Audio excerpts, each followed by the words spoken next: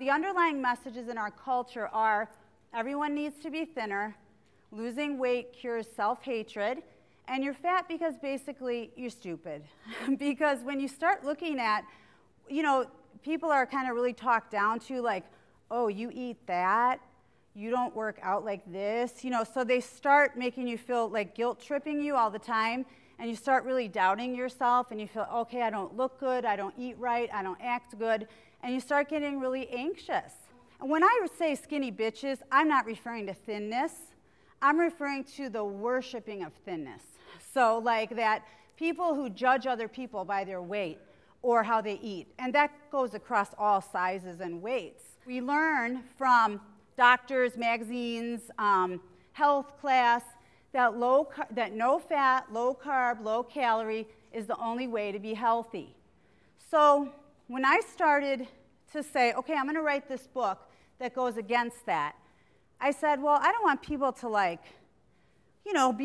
get health problems and I cause them and everything. So I started looking into what's the research that really exists on why you're supposed to eat low fat, why you're supposed to eat low calorie, and why you're supposed to eat low carb. And I was blown away by what I found. And I was like, you know what? Everyone needs to find out about this information. My doctor skipped over it somehow. But Gary Taubes in the magazine Science, which is really the top research journal in any field of science, his quote is, 50 years and hundreds of millions of dollars of research have failed to prove that low-fat diets will help you live longer. Does anyone know this? People don't think that. They think, oh, good, I got to eat low fat. I did good because I ate this and it didn't have fat. And they're not even realizing that that's not even beneficial for their health. And everyone's saying it's so important, but there's very little evidence of this. There was a study done in 2007 that looked at all the studies of dieting that were ever done. And they found that dieters initially lost 5 to 10% of their original body weight. But after 2 years, 83% gained more than they originally started their diet at. That's 83%. And I remember when my publisher was publishing this, they edited it, and they edited it to 38 instead of 83. They go, you must have missed, you must have, switched the numbers. I'm like, no, it's 83. And so, I mean, isn't that startling? But what does everyone want to do? Go on a diet. But they don't want to call it a diet anymore, okay? Because people realize that diets fail. So they go, it's not a diet. So your doctor says, don't go on a diet. Go on a lifestyle change. So this means you go on a diet and you never go off it, which is the same results as going on a diet, because it's a diet. The more rigid, restrictive, unenjoyable, and guilt-ridden your lifestyle change is, then the more it is a diet. The next step is restricting food causes hunger to build. So many people struggle with binge eating, and now they start to feel ashamed when they eat. So the shame comes if you ever don't follow the way you tell yourself, okay, I'm supposed to do this. I'm never supposed to eat fats. I'm going to cut back my calories. I'm supposed to not eat these certain foods because they taste too good, so I got to eat things that taste like cardboard only.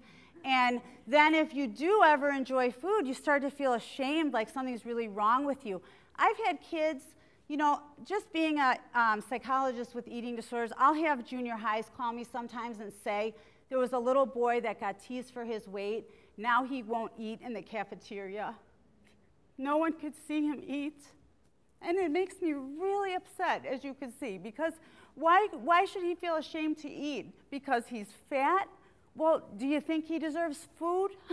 It's just a horrible way it affects people, and this shame I think, it just cripples people. It makes them feel horrible about themselves. Now your self-esteem plummets, you're trapped, you're preoccupied, because when you don't eat, now you're obsessed with eating. It's kind of a adaptive biology for us, because if any living being is deprived of food, it will seek out that food. It's like part of how we survive. Your body is programmed that way so that you will become preoccupied with food if you don't get enough. So now people gain weight and they have a sense of failure, because binging is like It comes out of hunger. People don't think it does. They feel so guilty, like if they eat more than they thought they should, they don't realize, like, that's survival. That's adapting to your environment because you're a living being. Living beings will seek out food. I don't care if it's a dog, a person, a horse. I mean, you starve it, it will seek out food and become obsessed with it. So now you're either good or bad thinking. Either I did good today or I am a horrible, worthless person who no one will ever love. So which day is it, right? So then I kind of put that into a cycle because now you're still feeling fat and you go back through the whole thing again. And people can go through this for a lifetime. And I'm kind of hoping we can start empowering people to get off of this because it's like kind of a vicious cycle. And where does it lead to? Usually weight gain. So that's very disturbing because that's the very thing that's driving people to want to do this in the first place, is to be a lower weight. And then it backfires. So the self-esteem of millions of kids who are lifestyle changing because their doctor told them to, what kind of life are they going to have? Children and teens are greatly affected by these concerns. Teens and preteens who worried about weight, weighed themselves frequently, and forced themselves to eat less, at 5-year follow-up gained 15 pounds more than other teens. Does that make you so angry? Because that's what it makes me. Because some doctor or parent or kids at school or something they read in magazines set these kids off, make them feel bad about themselves, and now here they are, 15 pounds heavier than if they just would have played outside and ate their Cheetos. One of the best things, I think, if you want to diagnose if you're struggling with an eating disorder is what percentage of your day do you spend thinking about food, weight, and body image? To me, that's a much more helpful than looking at these characteristics for anorexia, bulimia. This is what we treat in the hospital or in outpatient, like trying to become less preoccupied with this. Imagine all the brain power we could use to feed the hungry, create world peace, cure cancer, stop global warming. Instead, we want to make sure our damn thighs don't touch.